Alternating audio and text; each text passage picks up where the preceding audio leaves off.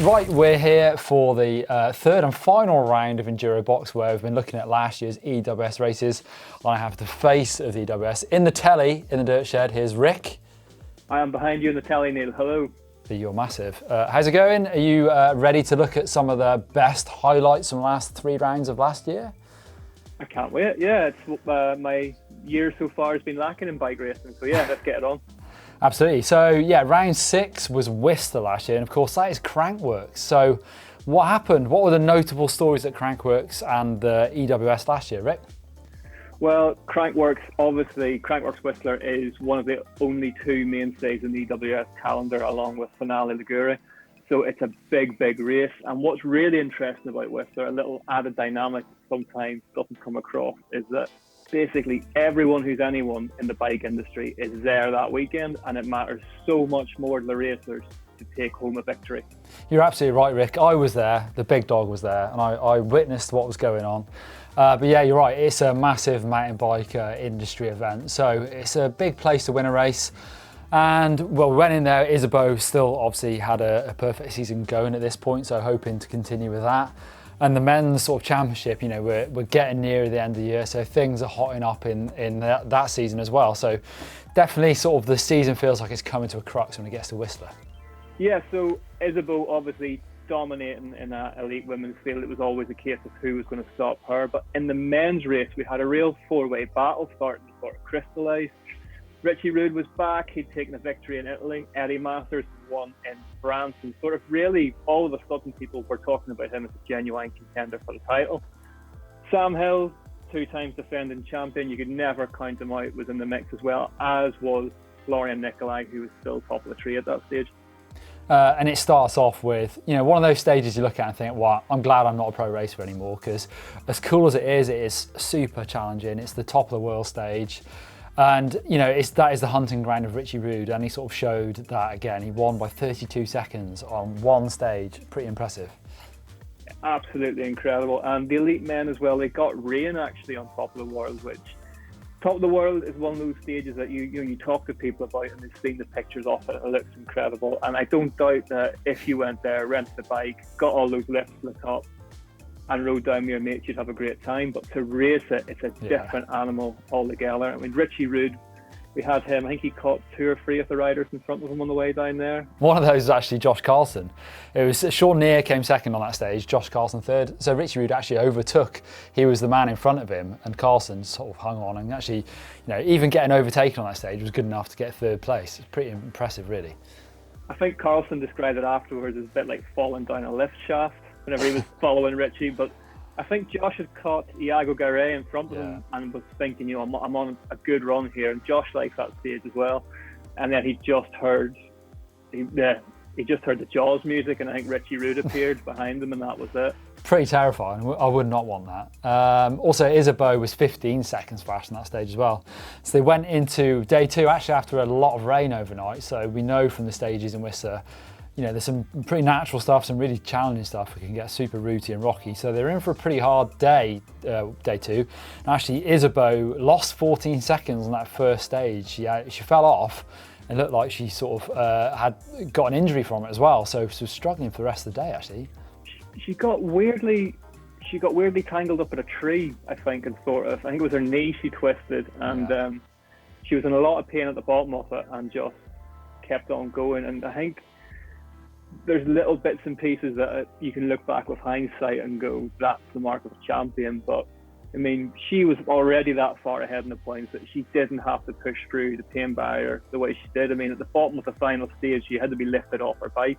Right. And when we did our post-race interview with her, like, her leg was fully just under a massive bag of ice, and she was sort of really didn't know what the rest of the season was going to look like. Yeah, and that's the first stage of a hard day. It's a super difficult thing to carry on when you're feeling injured, and the win is still in the balance as well.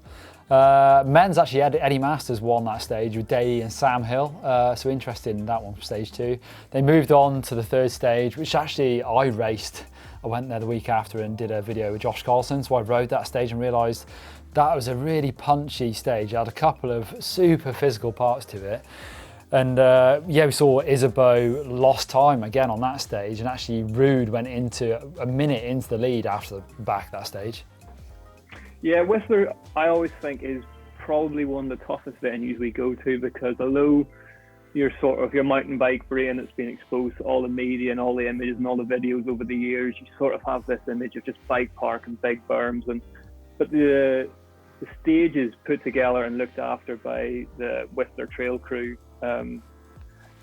they're really, really tough. And we got lucky this year. We got to ride them for the course preview in the dry, and not unlike, if you think of a very, very rooty technical like UK trail, and then just extend that by a factor of 10 to 12. You know, those are really hard stages, and a few of them this year, there were sneaky sprints, like uphill sprints, and never easy at Whistler. And so hard to predict as well, because often in a big race like that, it's been days since you've practiced that course, and again, it's probably in the dry, like as you rode it, and then your eyes just bulge out when you drop into that in the actual race. You don't know what to expect, and all of a sudden there's roots everywhere. You are at max BPMs, and that's the name of the game with enduro, is sort of reacting to that as you go. And I guess we saw sort of similar names at the top. We saw Day win a stage. We actually saw Vid Persat come third on a stage, a name that might be not as familiar for a lot of people. How did he ride in the rest of the Whistler race? Vid is one of the real dark horses. He first came to light at the Pets and Jamnitsa round a couple of years ago, and really since then, I think he had a couple of little niggles, a little sort of like injury here and there, but he's moved onto the Orbea Fox team. We go back to Petson this year, so I think he's definitely one to look out for. He was loving Whistler. He was smiling the whole way through. He's one of these riders who seems to be able to race and enjoy himself at the same time, which is usually a good starting block.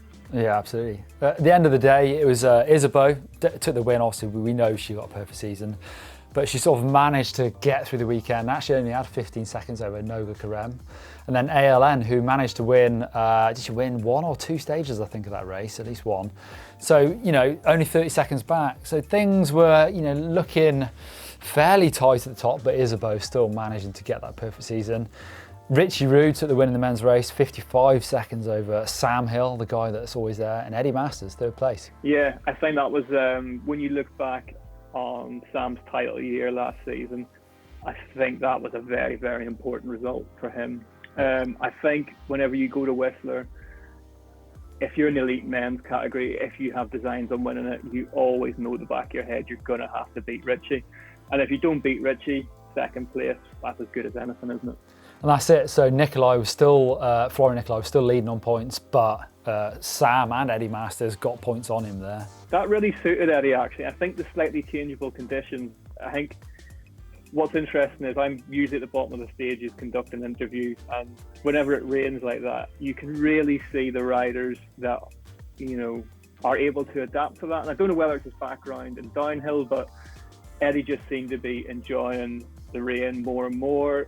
Even like Greg Callahan had a good round there as well, and just riders who are used to that, just being able to adjust what they're doing. And Eddie was at this stage still right in there with a shout. Yeah, and that's it. The circus moved south then to Northstar. Different conditions now down to California. And it continues, super dusty conditions there though, and we seem to have a close race between Sam Hill and Martin Mays. Well, Northstar's a really interesting one. For a start, we were taking the series back to California, back to the home of mountain biking.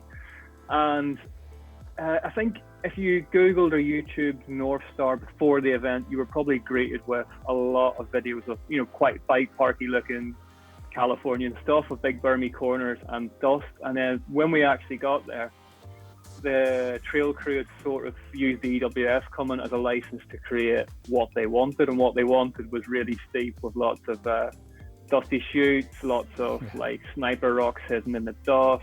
They cleared whole sections for us, and then they sort of put us down really, really steep, really old school rock gardens as well, sort of akin to what you would have seen in Maribor back in the day. So it was definitely, I think, a lot tougher than a lot of people were expecting it to be. That's cool. And from a spectator's point of view, it looked amazing to see a bit of like a variety, I guess, to the series. But we saw sort of cream rise to the top. Isabeau winning stages, Richie Rude, Martin Mays back there. Stage 1, he was 7 seconds back on Rude, just in front of Sam Hill. So close race between those two. We also saw Mitch Roppolato actually on stage 2. That's a bit of a different name to see up on the sort of top 3 in the EWS. Mitch Roppolato, yeah, he just seemed to be.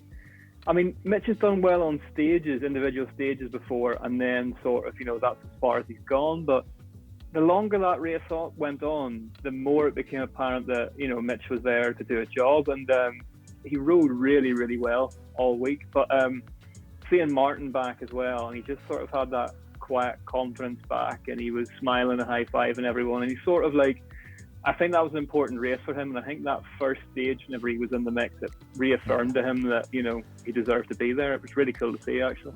And obviously, it's a hard job when you've not been racing just to jump back in and be right up at the sharp end of things. So we know Martin's a talented guy. Unfortunately, we did see the end of Eddie Masters this season over the bars and a broken wrist. So any chance of him sort of fighting for that championship was done. But if anything, we saw what Eddie Masters had to give in Enduro, and hopefully we'll see some more of that as well this year. Well, definitely, and I think if there's one of the big things that came out of that season, it's the fact that Eddie proved to not just himself, but to everyone else that, he could be that, it's taken him a bit of a process to go from being quick on a stage to consistent over a race. Now he's consistent over a season. And I mean, if he hadn't had that crash, then, he would have been right there whenever the title was oiling down in Zermatt. We also saw Isabeau Cordiere sort of manage her season a little bit. So not necessarily going for every stage win, but the end of Northstar, she'd actually managed to win the EWS Championship with 1 round still to go. Yeah, absolutely superb ride from Isabeau. With that, I mean, she had a little bit, I think there was a week between the two of them, so she had a bit of a break for that knee. She wasn't comfortable on the bike, but she was still going extremely fast. I mean, just about the only thing she didn't win last year. She didn't win either for the last 2 Queen stages, but I think in the context of a perfect season of race wins, I mean, you're really picking parts out of it there. But yeah, she was again superb in Northstar. So that was it. We were down to the last round, and actually now Sam Hill's result in Northstar put him within 60 points of Florian Nicolai. So things are getting tense. If you're Florian Nicolai, you are. I know the dream is sort of starting to lose grip of it, I suppose. That must be a horrible position to be in. And I felt a lot for Florian as well, because just by the gods of racing and luck, call it what you will, bad luck, the canyon pit was beside the chain reaction pit. And I don't think in all the years of covering racing I've seen Sam Hill look as focused, as aggressive, as ready to race.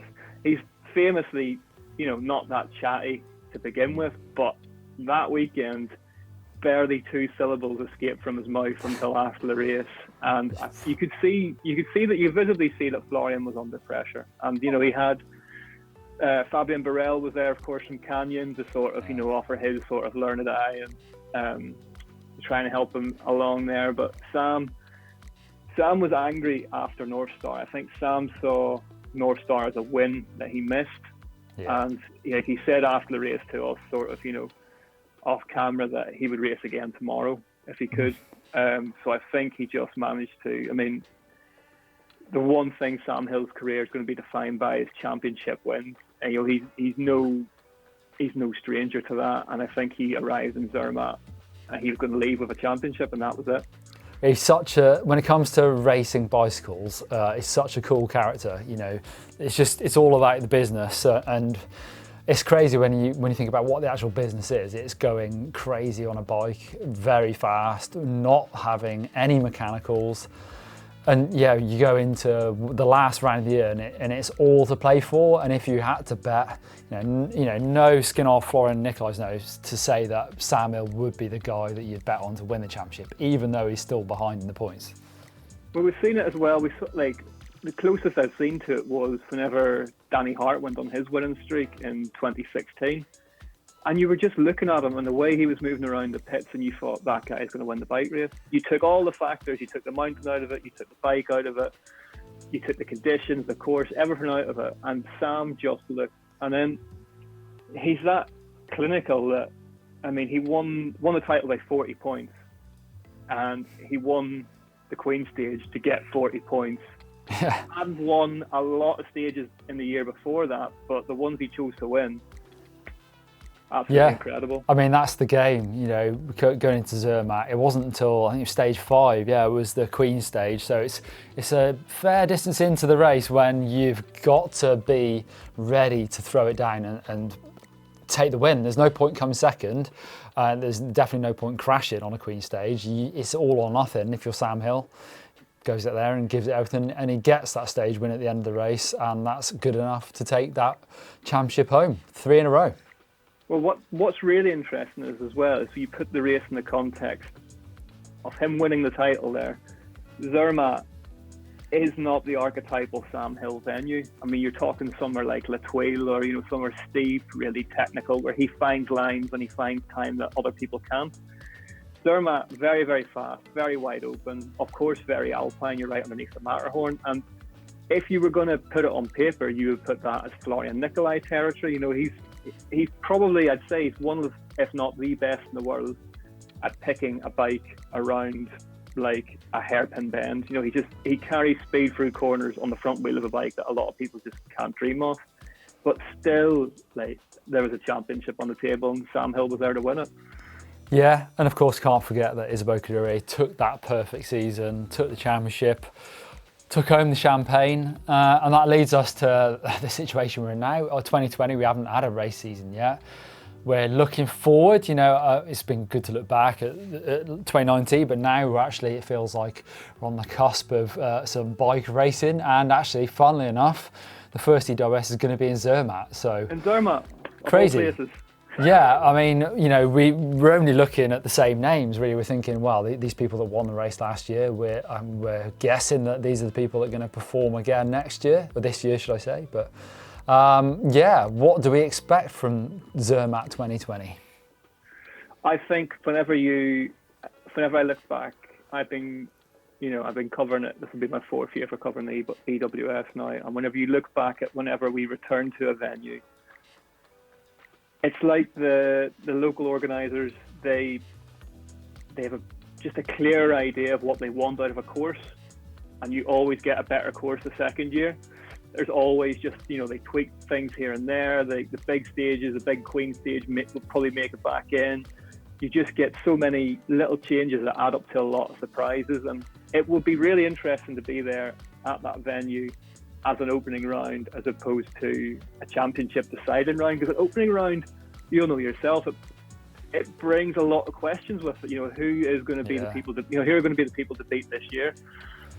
And it looks like, you know, potentially it's going to be a limited season, of course, this year. So there's no Riders' Championship overall this year. But obviously Riders, you know, an EWS win is still a big title to have. So Riders will be looking for individual wins. And interesting enough, you know, there's the Team Championship that is going to be the big news this year. So I'm quite looking forward to seeing what teams are doing. If there's any strategies about sending riders from, you know, maybe different disciplines from downhill to try and throw their weight at winning the actual sort of manufacturers championship. Well, this is it. Yeah, we've made that change because of obviously different countries have different travel restrictions in place, and we thought it would be interesting to let the teams bring riders that they don't have registered as, you know, a full-time member of the team, just to see what that, you know, would shake things up as. And, you know, it's going to be really, really interesting because although Sam won his 3rd title in a row last season, we never got that, you know, this is the rider closest to him, because Richie and Martin both missed parts of the season. Eddie got injured. Florian had the lead of the title for so long but didn't win a race. You know, there's still, it feels like there's a lot of questions hanging over from last year that we haven't answered. Towards the end of last year as well, we saw like the opposite in the women's race. We saw that Noga Carem and Adriana Lanfianado were very much the two riders getting closer and closer to Isabeau. And there was almost a feeling if that season had continued longer, they could well have caught her. So they've both had, as everyone has, an extended off-season, more time to train, more time to prepare. So yeah, I think the elite women's field could be really interesting this year. Well, I can't wait, and you'll be seeing much more, of course, this year of DWS on GMBN. We'll be doing the course previews, got the highlights straight after the races, plus loads of other stuff coming from those events. So I can't wait to get my feet on the ground in Zermatt and see some bike racing, and I'll see you there, Rick. See you there for a Toblerone.